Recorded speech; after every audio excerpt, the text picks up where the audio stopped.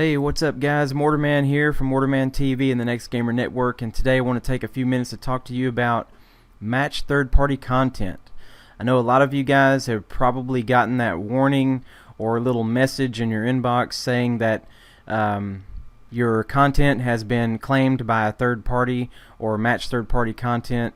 I'm not exactly sure what the message looks like. It's been a while since I got one, but basically, it's not really a big deal. It's nothing to worry about. However, you should know that if a company has claimed one of your videos, that means that you will no longer be collecting revenue from the views of that video. It means exactly what it is. A third party has claimed your content, and that they will now be collecting any revenue generated by those views. So what this means is that either the audio or the video, or audio or the visual in the video, is owned by someone else. Another company or individual owns the rights to that content that you're using. This is most commonly this happens most commonly with walkthroughs and let's plays, where there is a cutscene in a video game that's actually like a small movie clip, which is not user-generated content.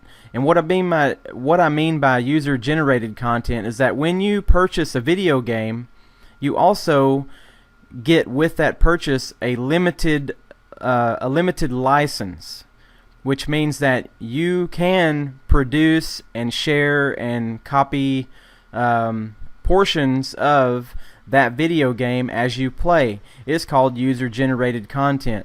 So like when you've got the controller in your hand and you're moving around with your controller, then that is called user-generated content. So as long as you've got the controller in your hand, and that's user-generated content.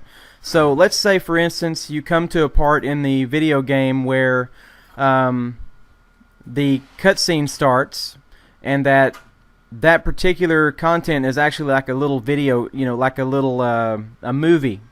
Well, nothing that your character is doing is causing a reaction of the video game, because the video game usually has an action, a reaction to your action.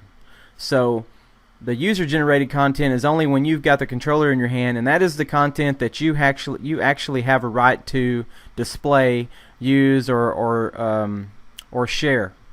But the cutscenes, you don't own the rights to, and so a lot of times the companies will call that match third-party content. They'll claim your content, collect revenue off of it. However, some game publishers will allow you to do this, but you need to understand that you need to tread lightly when it comes to this. So match third-party content is basically a polite way of saying what you're doing is copyrighted, but we will allow it so that we can profit from it.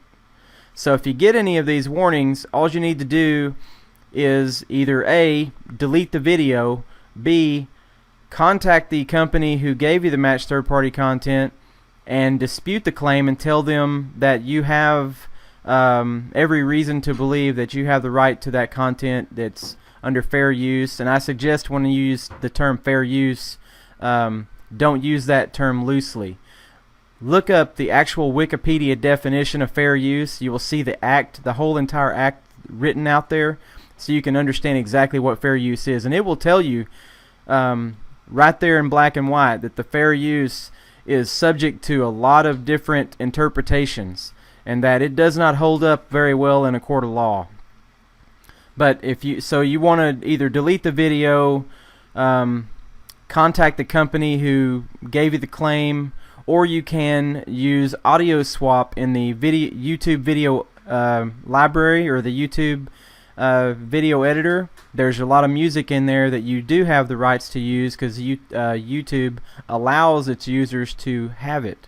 So you could put that in your video instead, and it will take out a portion of the audio or all of the audio. And there, a lot of times, will get rid of the match third-party content. Also, if you're trying to get a partnership, you don't have to worry about being denied partnership because you have match third-party content. The only bad news to that is that if you've got a lot of it, then you're not going to be collecting revenue off of those videos, and neither can the network. And it's a network share, it's a partnership, it's a sharing, it's a revenue sharing program. So that would be the only downside to that, and we would prefer you get all of your match third-party content taken care of prior to applying for partnership, but it's not a necessity. So if you've got the match third-party content and you still want to apply for partnership, there's no reason why you can't. So guys, that's everything I got about match third-party content. I hope this explains a lot of it to you. I hope you have a better grasp on what that means. So basically, match third-party content means that you're using a bunch of stuff that don't belong to you and that you don't have the rights to use, but it's not really as serious as it sounds. So anyway, alright guys, well, this is Mortarman with Mortarman TV and the Next Gamer Network. As always, have a great day, and thank you for watching.